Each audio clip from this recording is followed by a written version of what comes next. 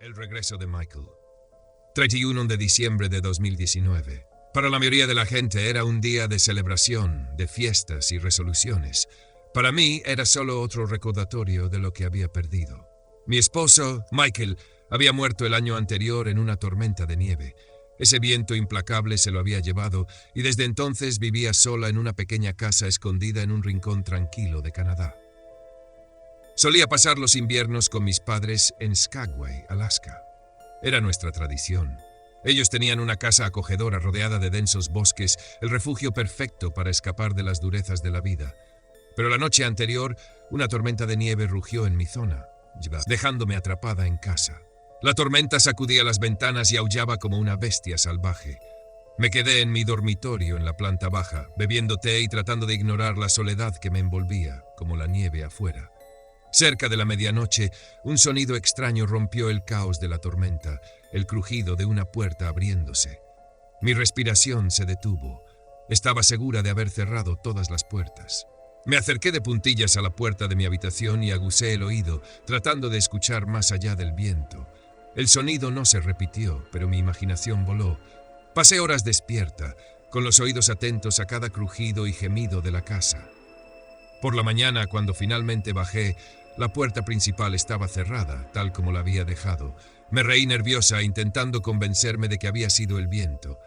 «Estás siendo paranoica», murmuré.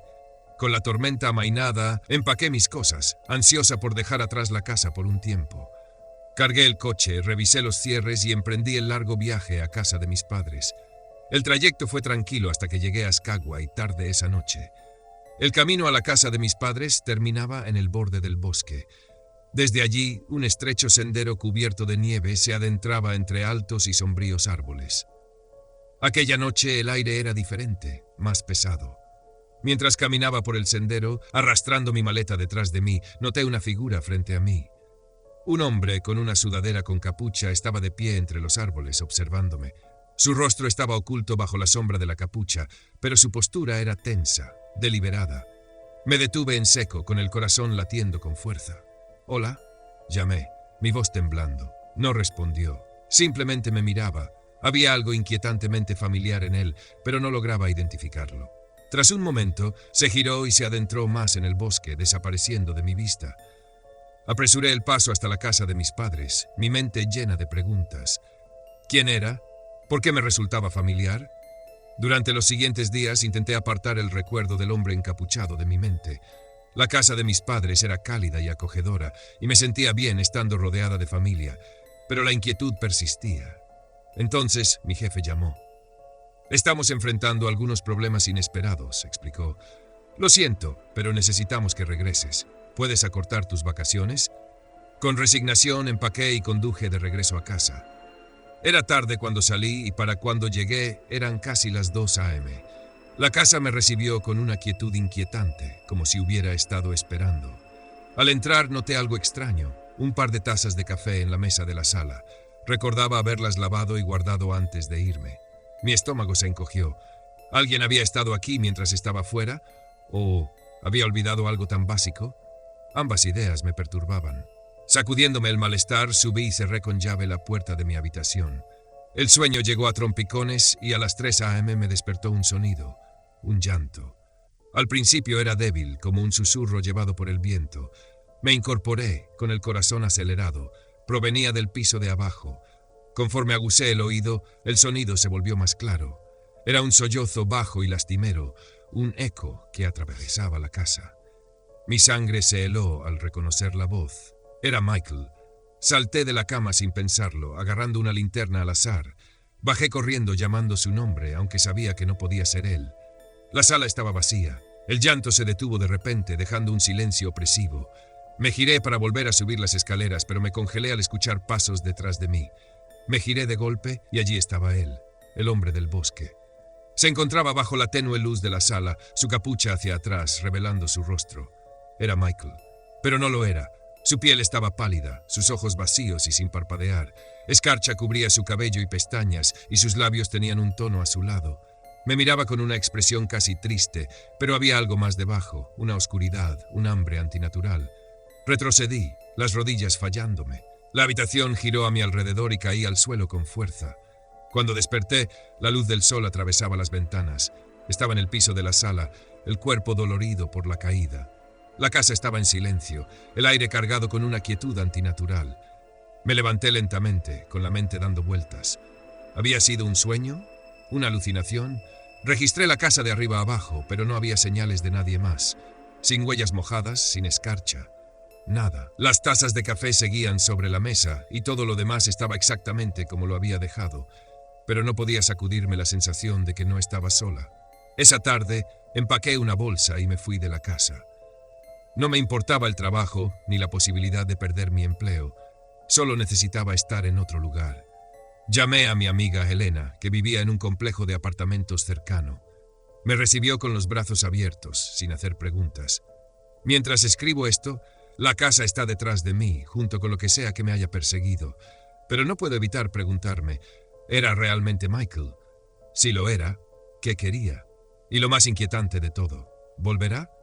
No estoy segura de querer saber la respuesta. La noche en la oficina. Es curioso cómo la ciudad que nunca duerme puede sentirse tan vacía. La víspera de Año Nuevo en Nueva York es una sinfonía caótica de multitudes vitoreando, bocinas resonando y alguna que otra serenata desafinada de un borracho. Pero aquí, 20 pisos por encima del caos, solo estaba yo. La oficina estaba en silencio, salvo por el tenue zumbido de las luces fluorescentes. Debería haber estado con amigos, o al menos en casa brindando con champán, mientras veía la caída de la bola en la televisión. En cambio, estaba aquí, sumergida en hojas de cálculo y balances para cerrar el año. Ser gerente de una empresa financiera mediana significaba que, cuando las fechas límites se acercaban, mi vida social quedaba relegada a un segundo plano. Todos los demás se habían ido a las 5 p.m., ansiosos por escapar antes de que la ciudad descendiera a su habitual locura de fin de año. Incluso el personal de limpieza había salido temprano, dejando la oficina inquietantemente estéril y desprovista de vida. No me importaba, o al menos eso me decía a mí misma. Me gusta el silencio. Pero el silencio tiene una forma de transformarse, de volverse más pesado cuando estás sola. Cuando el reloj marcó las 10 p.m., estaba sumergida en la reconciliación de cuentas. El resplandor de la pantalla de la computadora pintaba la habitación con una luz fría. Las ventanas enmarcaban el brillo distante de la ciudad, pero desde aquí bien podría estar en la luna. Entonces lo escuché, un ruido, leve pero inconfundible, un golpe ahogado. Me congelé, los dedos suspendidos sobre el teclado. Mi primer pensamiento fue el sistema de HVAC. Había estado dando problemas últimamente, tosiendo y quejándose como un anciano. Pero este sonido era diferente, deliberado, un roce rítmico, como pasos, suaves pero constantes. Me dije a mí misma que no era nada. Quizás había dejado una ventana abierta en algún lugar y el viento había movido una puerta, o tal vez el edificio simplemente se estaba asentando. Entonces lo escuché de nuevo, más cerca. Me levanté, el corazón golpeando con fuerza contra mis costillas. El piso debía estar vacío. No había visto a nadie más en el vestíbulo cuando llegué y el ascensor requería una tarjeta de acceso después de horas. Agarrando mi teléfono, encendí la linterna y salí al pasillo. El haz de luz cortó la oscuridad, iluminando filas de cubículos y la puerta de la sala de descanso, ligeramente entreabierta. El aire aquí era diferente, más frío, más pesado, como si el edificio contuviera la respiración. ¿Hola? Llamé, con la voz más débil de lo que pretendía. Ninguna respuesta. Avancé hacia la sala de descanso, cada paso una batalla contra el nudo de miedo que se apretaba en mi pecho. Al llegar a la puerta, la empujé lentamente. Las bisagras se quejaron en protesta. La habitación estaba vacía, salvo por el débil olor a café quemado. Estaba a punto de regresar cuando noté algo extraño. La ventana junto al fregadero estaba abierta, completamente abierta. El aire de enero se filtraba por ella, helándome la piel. Alguien había estado aquí. Un sonido al final del pasillo me hizo girar. Mi linterna captó el borde de un movimiento, un destello fugaz, como la cola de una sombra que desaparecía tras una esquina. ¡Hey! ¿Quién está ahí? Maldecí el pánico en mi voz. Sonaba más como una presa que como alguien al mando. Los pasos resonaron en la oscuridad, ahora rápidos y decididos. Los seguí, el pulso retumbando en mis oídos. Cuando llegué a la esquina me detuve, pegando la espalda a la pared. Lentamente me asomé, y allí estaba. Un hombre vestido de negro estaba junto al armario de suministros. Tenía la espalda hacia mí, pero podía ver la bolsa abultada colgando de su hombro y el brillo de metal en su cintura. Un arma. Me congelé, cada instinto gritándome que retrocediera, que corriera. Entonces mi teléfono vibró en mi mano. Un mensaje, o quizás un roce accidental. El leve sonido rompió el silencio como un disparo. El hombre se giró bruscamente. Su rostro era afilado y sin afeitar. Sus ojos estrechos brillaban con algo entre ira y desesperación. No dijo una palabra, simplemente levantó el arma y me apuntó. «Date la vuelta», gruñó. «Manos donde pueda verlas». Hice lo que dijo, mis pensamientos corriendo. Esto no podía estar pasando. Estas cosas no le ocurren a personas como yo. La billetera. Ahora. Con dedos temblorosos, saqué mi billetera del bolsillo y la tiré al suelo. Señaló con el arma. El teléfono también. Dudé. Si le daba mi teléfono, no podría pedir ayuda, pero el peso del arma en su mano era un argumento persuasivo. A regañadientes dejé caer el teléfono junto a la billetera. «Bien», murmuró. Retrocedió lentamente, su bolsa tintineando con lo que parecían dispositivos electrónicos, probablemente laptops u otros equipos de la oficina. Mi mente corría. Debió haber entrado por la ventana, pero ¿cómo había pasado por alto la seguridad del edificio? Cuando llegó a la escalera, se detuvo. «No te muevas, no llames a nadie. Si lo haces, lo sabré». Con eso, desapareció por la escalera dejando la puerta balanceándose sobre sus bisagras. Me quedé allí lo que parecieron horas, mi cuerpo clavado en el suelo. Finalmente, reuní el valor para moverme. Cerré la puerta de la oficina con llave y llamé a la policía desde un teléfono de escritorio. Para cuando llegaron los oficiales, el hombre ya se había ido. Durante los días siguientes reviví el incidente en mi mente, diseccionando cada detalle. Había algo en el hombre que me resultaba familiar, aunque no podía identificar por qué. Entonces, una semana después, las piezas encajaron. La policía encontró los artículos robados en una página de venta online, rastreados hasta una cuenta registrada bajo un nombre que reconocí, Ethan Harper. Era uno de los empleados más nuevos, callado, reservado. La realización me golpeó como un puñetazo. Había estado en la oficina esa tarde, charlando con un compañero sobre sus planes para el año nuevo. Incluso le había deseado felices fiestas al salir. La policía lo arrestó en su apartamento. Confesó rápidamente, explicando que había oído que estaría trabajando hasta tarde para cerrar los libros. Había planeado todo, entrando por la escalera de incendios y aprovechando que las cámaras de seguridad estaban fuera de servicio por mantenimiento. Intento no pensar en lo que podría haber pasado si hubiera hecho un movimiento equivocado esa noche. Ahora, la oficina se siente diferente, como si hubiera absorbido la tensión y el miedo de aquella noche. Ya no puedo mirar la ventana de la sala de descanso sin recordar el viento helado contra mi rostro.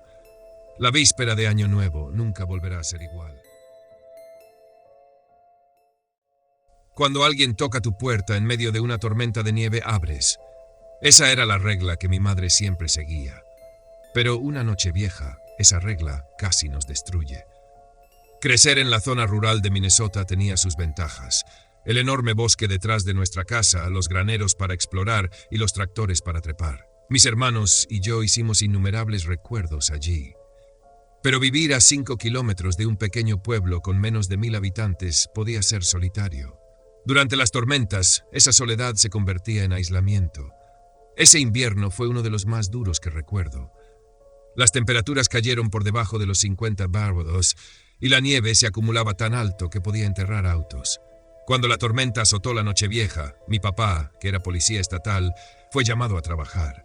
Sabíamos que no volvería hasta que la tormenta pasara. Mi mamá se preparó para una larga noche con nosotros tres, sus hijos. Trajo sacos de dormir a la sala, puso una película y trató de hacer la noche festiva a pesar de la tormenta que rugía afuera. Nos estábamos acomodando cuando se escuchó un golpe en la puerta. No fue un golpe suave, era urgente, fuerte e insistente. Mi mamá se quedó paralizada. Nosotros, los niños, miramos hacia la cocina, observándola mientras se paraba junto a la puerta, con la mano flotando sobre la cerradura. Siempre había sido cautelosa, especialmente cuando papá no estaba en casa. Pero en medio de una tormenta de nieve, cualquiera afuera podía estar en peligro. Giró la cerradura y abrió la puerta un poco. Había un hombre de pie, alto y robusto, con el rostro parcialmente cubierto por una capucha forrada de piel. La nieve se pegaba a su abrigo y sus botas estaban cubiertas de hielo. Su voz se alzó sobre el viento aullante. «Por favor, señora, mi auto se quedó atascado. ¿Puedo entrar?» Mi mamá dudó, pero el frío era implacable. Se hizo a un lado dejándolo pasar. El hombre sacudió la nieve de sus botas y se quitó el pesado abrigo, revelando un rostro áspero y curtido y unos ojos oscuros que parecían demasiado tranquilos para alguien atrapado en una tormenta. «Gracias», dijo, mostrando una amplia sonrisa. Era una sonrisa que me hizo sentir un nudo en el estómago. «Está brutal allá afuera». Mi mamá sintió, pero no sonrió. «Tuvo suerte de encontrar una casa por aquí», dijo. «¿Dónde está su auto?» Él hizo un gesto vago hacia atrás. No pensé que lo lograría. Algo en él me inquietaba. Estaba demasiado calmado, demasiado cómodo, como si perteneciera allí. Pero mi mamá, siempre educada, lo guió hacia la chimenea para que se calentara. Mis hermanos y yo permanecimos en el sofá, observándolo con cautela. «¿Cómo se llaman tus niños?», preguntó, volviendo su atención hacia nosotros. La sonrisa de mi mamá se tensó. «Están emocionados por el año nuevo. Estamos teniendo una noche de películas. ¿Y usted? ¿Cómo se llama?» «Alina», dije antes de que mi mamá pudiera responder por mí. Su sonrisa se ensanchó y mi estómago se revolvió. «Alina», repitió suavemente como probando el nombre. «Qué hermoso nombre». La incomodidad en la habitación se volvió más pesada. Mi mamá también lo notó. Se levantó de repente. «Voy a preparar té. Debe tener frío». Mientras ella estaba ocupada en la cocina, el hombre siguió hablando con nosotros. Nos preguntó sobre nuestros juegos favoritos, si nos gustaba la nieve y si alguna vez habíamos ido en trineo de noche. Mi hermano respondió educadamente, pero mi hermana permaneció en silencio, con los ojos nerviosos mirando hacia mamá. Intenté concentrarme en la película, pero podía sentir sus ojos en mí. «¿Saben?», dijo de repente, «yo también tengo hijos, una niña de la edad de Alina». «Eso es lindo», respondió mi mamá desde la cocina con un tono tenso. El hombre se recostó en su silla estudiándome. «Apuesto a que se llevarían bien. Es dulce, como tú. Le encanta la nieve. Seguro que te gustaría donde vivo. Es en el campo, mucho espacio para jugar». «Me gusta estar aquí», dije firmemente. Su sonrisa titubeó por un momento antes de volver, más amplia que antes. «Claro que sí, princesa». Mi mamá regresó con el té y le entregó una taza humeante. «La tormenta debería calmarse por la mañana», dijo, con un tono más firme ahora. «Puede quedarse en el sofá hasta entonces». «Muy amable de su parte», dijo, sorbiendo el té. «Pero esperaba salir antes, no quisiera ser una carga». «Se congelaría allá afuera», respondió ella. «Debería descansar». El hombre asintió, pero su sonrisa no llegó a sus ojos. «Tiene razón. Mejor quedarse». Nos fuimos a la cama, pero no podía dormir. Algo en él se sentía mal. Seguía escuchando su voz en mi cabeza, la forma en que dijo mi nombre, la forma en que me miraba. Horas después me despertó un leve crujido. La sala estaba oscura, pero la luz de la luna reflejada en la nieve iluminaba tenuemente el lugar. Me asomé desde mi saco de dormir y lo vi moviéndose entre las sombras. Estaba en la puerta principal, girando lentamente la cerradura. El miedo me paralizó. No estaba saliendo, estaba desbloqueando la puerta para dejar entrar a alguien. Empujé a mi mamá, susurrándole con urgencia.